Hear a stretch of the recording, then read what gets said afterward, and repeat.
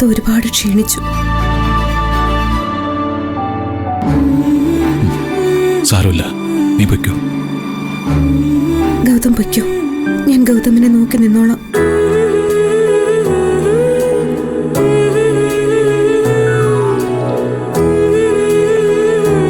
ചെല്ല്, നമ്മൾ ജയിക്കും.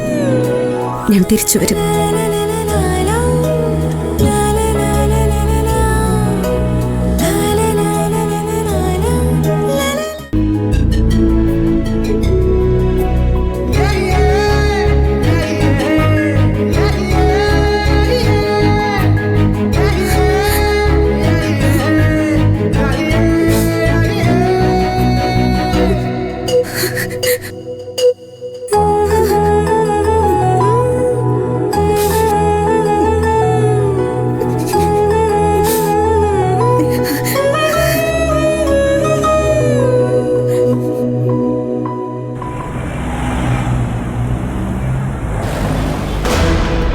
ഗൗതം പറഞ്ഞ കാര്യം ഒരു പക്ഷേ കോടതി അനുവദിച്ചു തന്നു എന്ന് തന്നെ വെക്കുക.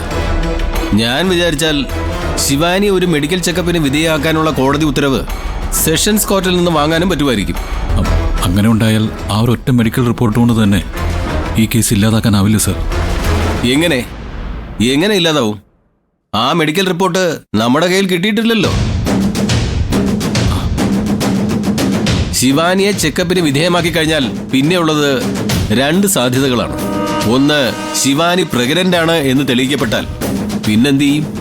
അതിന് ശിവാനി പ്രഗ്നന്റ് അല്ലല്ലോ സർ, അത് ഉറപ്പാണ്. ഓക്കെ, ഗൗതമിന്റെ വാദത്തിന് വേണ്ടി ഞാനത് സമ്മതിച്ചിരുന്നു. ശിവാനി പ്രഗ്നന്റ് അല്ല എന്നൊരു മെഡിക്കൽ റിപ്പോർട്ട് കിട്ടിയെന്ന് തന്നെ കരുതുക. പിന്നെ എന്തായിരിക്കും കോടതിയിൽ സംഭവിക്കുക? ശിവാനി പ്രഗ്നന്റ് അല്ല എങ്കിൽ അവൾക്ക് മയക്കുമരുന്ന് കൊടുത്ത് അവളുടെ വയറ്റിലെ കുഞ്ഞുങ്ങളെ കൊല്ലാൻ നോക്കിയെന്നുള്ള കേസ് എങ്ങനെ നിലനിൽക്കും സാർ? അവിടെയാണ് ഗൗതമിന് തെറ്റിയത്. നിധിയുടെ മേൽ ചാർജ് ചെയ്തിരിക്കുന്ന ഒഫൻസുകൾ പരിശോധിച്ചാൽ ഗൂഢാലോചന മുതൽ വിഷം കൊടുത്ത് കൊല്ലാൻ നോക്കി എന്ന കുറ്റവും കുട്ടികളെ ഇല്ലാതാക്കാൻ നോക്കി എന്ന ഒഫൻസും ഒക്കെ സെപ്പറേറ്റ് ആയിട്ടാണ് ചാർജ് ചെയ്തിരിക്കുന്നത്. അപ്പോഴും ശിവാനിക്ക് വിഷം കൊടുത്തു എന്ന കേസ് അവിടെ നിലനിൽക്കുകയാണെന്ന് നമ്മൾ മറന്നുപോകരുത്. പോരാത്തതിന് ശിവാനിയുടെ അമ്മ കൊടുത്ത കേസ് അതും ഇപ്പൊ കോടതിയിൽ എത്തിക്കഴിഞ്ഞിട്ടുണ്ട്. അതിൽ ശിവാനിയെ കൊല്ലാൻ നോക്കിയെന്നാണ് ചാർജ് ചെയ്തിരിക്കുന്നത്. അപ്പൊ പിന്നെ എങ്ങനെ ജാമ്യം കിട്ടുമെന്നാ ഗൗതം ഈ പറയുന്നത്? എന്തെങ്കിലും വഴിയുണ്ടെങ്കിൽ ഞാൻ ശ്രമിച്ചേനെ. തോറ്റുപോകുന്ന ഉറപ്പുള്ളൊരു കേസ് അറ്റൻഡ് ചെയ്ത് എന്റെ കരിയറിൽ ഞാനൊരു ബ്ലാക്ക് മാർക്ക് ഉണ്ടാക്കണോ? അപ്പൊ നിധിക്ക് ശിക്ഷ കിട്ടുമെന്ന് തന്നെയാണോ സാറി പറയുന്നത്? ശിക്ഷ കിട്ടാതിരിക്കണമെങ്കിൽ കോടതിക്ക് എന്തെങ്കിലും ഒരു ദയവ് തോന്നണം.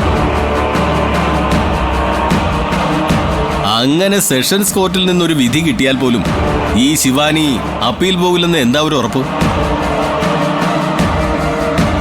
ഞാൻ പറഞ്ഞില്ലേ ഗൗതം, ഇതിലിപ്പോ സാധ്യമായ ഒരു വഴിയേ മുന്നിലുള്ളൂ. എങ്ങനെയെങ്കിലും ആ ശിവാനിയെ കൊണ്ട് കേസ് പിൻവലിപ്പിക്കാൻ നോക്ക്. നടക്കുന്നതും എളുപ്പമുള്ളതുമായ വഴി അത് മാത്രമാണ്. നിങ്ങളൊക്കെ റിലേറ്റീവ്സ് അല്ലേ, മീഡിയേറ്റേഴ്സിനെ വെച്ചൊന്ന് സംസാരിക്കും. സാർ അത് നടക്കുന്ന കാര്യമല്ല. നടക്കില്ല എന്ന് മാത്രം ചിന്തിച്ചാൽ ഒന്നും നടക്കില്ല. ഗൗതം സമാധാനമായി വീട്ടിൽ പോയെന്ന് ആലോചിക്കും. എനിക്ക് ഹൈക്കോർട്ടിലെ ഒരു കേസിനെ കുറിച്ച് ജൂനിയറുമായിട്ടൊന്ന് ആലോചിക്കണം. അല്പം തിരക്കുണ്ട്. എന്നാ ഗൗതം ശരി.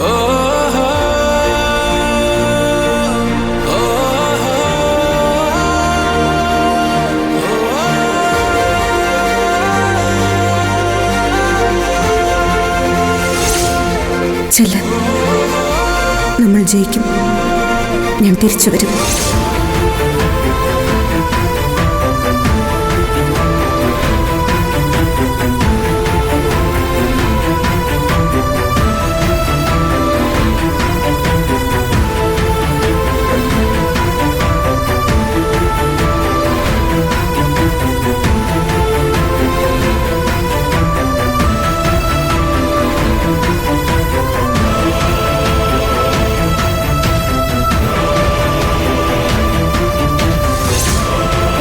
ഞാൻ തീരുമാനിച്ചാൽ ഒരു കുഴപ്പമില്ലാതെ നിധി പുറത്തു വന്നിരിക്കുമെന്ന് മാത്രമല്ല, അവളുടെ പേരിലുള്ള കേസും ഇല്ലാതെയാവും.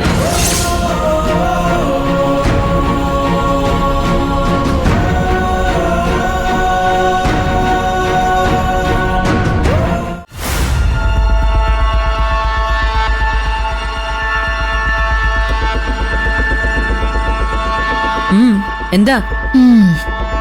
എന്തൊക്കെയായിരുന്നു ബിസിനസ് ബുദ്ധി, ബ്രില്യൻസ്. എന്നിട്ട് ഗൗതമിന്റെ ഒരനക്കോ ഇപ്പൊ ഇല്ല. ശ്ശേ, ഞാൻ വേറൊന്നും കൊണ്ട് പറഞ്ഞതല്ല. നിധിയെ വിട്ടു പിരിയണം എന്നൊക്കെയുള്ള കണ്ടീഷൻ ആന്റി വെച്ച ഒരിക്കലും അത് ഗൗതം അംഗീകരിക്കില്ല. അവളിനി തൂക്കുകയറി കയറിയാലും ഭാര്യാസ്ഥാനത്ത് നിന്ന് അവളെ മാറ്റാൻ ഗൗതം സമ്മതിക്കുമെന്ന് എനിക്ക് തോന്നുന്നില്ല. നീ നിധിയുമായിട്ടുള്ള ബന്ധം ഉപേക്ഷിക്കണം. കുറച്ചുകൂടി ബ്രില്യൻ്റ് ആയിട്ടുള്ള എന്തെങ്കിലും ഐഡിയ വേണമായിരുന്നു ഉപയോഗിക്കാൻ. ഇതൊരുമാതിരി വെറും ഫ്ലാറ്റ് പരിപാടിയായിപ്പോയി. അതുകൊണ്ട് ഗൗതം അതിൽ വീഴാത്തത്.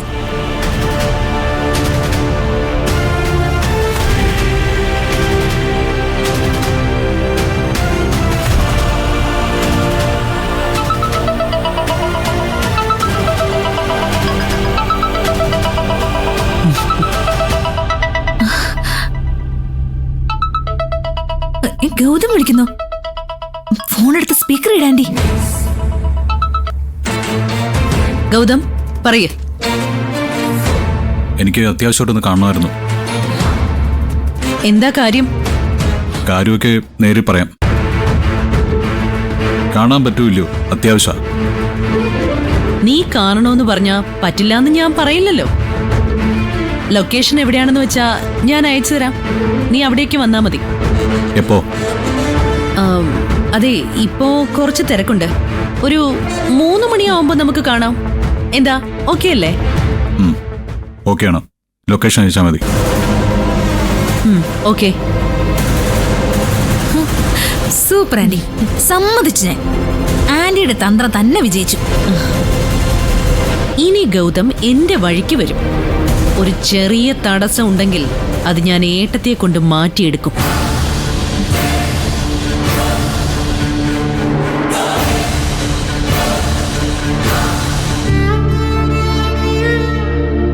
ദൈവമേ, എങ്ങനെയെങ്കിലും നിധിയൊന്ന് പുറത്തിറക്കി തരണേ.